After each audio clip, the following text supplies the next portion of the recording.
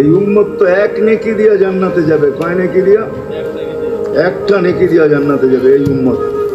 অন্য উম্মতের কথা জানি না আমি, এই উম্মত এক নেকি দিয়া জান্নাতে যাবে। নবীর একটা আদর্শের কারণে জান্নাতে যাবে। সিরত মানি আদর্শ। আর এটা আমরা কদমে কদমে মুহতাজ।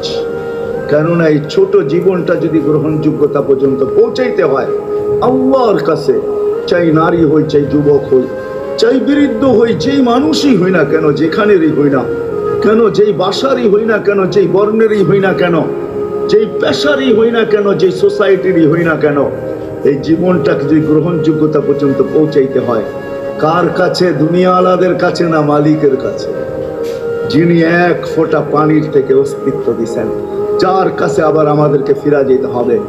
পালানোর কোনো সুযোগ নাই। এই জন্যই কোরআন আমাদেরকে বোঝায় আইনাল মাফার। আল্লাহ বলতেছে কোথায় ভাগবে তুমি, বলো কোথায় ভাগবে। কবির কথাই সত্য, যদিও নাকি পালাও তুমি আকাশেতে লাগিয়ে সিঁড়ি, সিঁড়ি লাগাও যদি